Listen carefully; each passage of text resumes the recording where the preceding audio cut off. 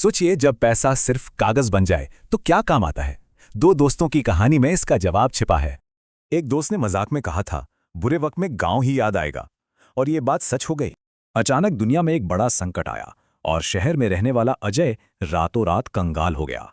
अजय की सारी कागजी दौलत जीरो हो गई, लेकिन गांव में उसका दोस्त साहिल वो बिल्कुल सेफ था। तो साहिल ऐसा क्या जानता था?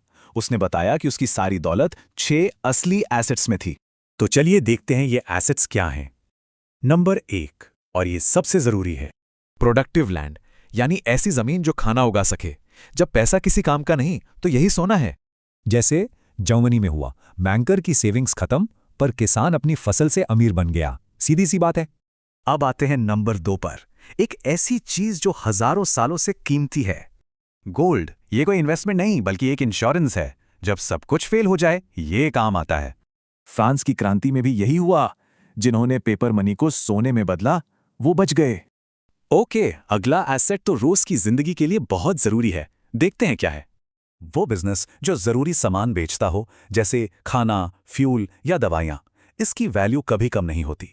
ब्राजील में जब हाइपर इन्फ्लेशन था तो सुबह की ब्रेड शाम तक महंगी हो जाती थी। बिजनेस वाले बच गए। एक जरूरी बात, सारी करेंसी एक साथ फेल नहीं होती। और यहीं आता है हमारा चौथा एसेट। किसी मजबूत देश की करेंसी जैसे यूएस डॉलर, अपनी दौलत का कुछ हिस्सा इसमें रखना एक सेफ गार्ड है। लैटिन अमेरिका में जिनके पास डॉलर थे वो बच गए, बाकी लोगों की जिंदगी भर की कमाई डूब गई। ठीक है, अब एक और ऐसी चीज की बात करते हैं जो इंसान की सबसे बड़ी जरूरतों में से एक है, रियल एस्टेट। सीधी सी बात है, लोगों को रहने के लिए घर हमेशा चाहिए होगा।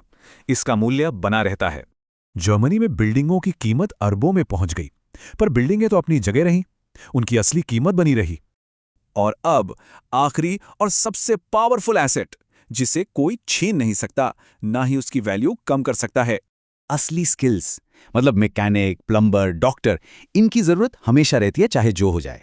हंगरी में जब कीमतें हर 15 घंटे में डबल हो रही थीं, स्किल्ड लोग अपने काम के बदले खाना ले रहे थे। तो ये हैं वो 6 असली एसेट्स। जब पेपर मनी धोखा दे जाए तो यही असली दौलत है। एक बात याद रखिए, दौलत खत्म नहीं होती, बस ट्रांसफर हो जाती है, कमजोर से मजबूत हाथों में।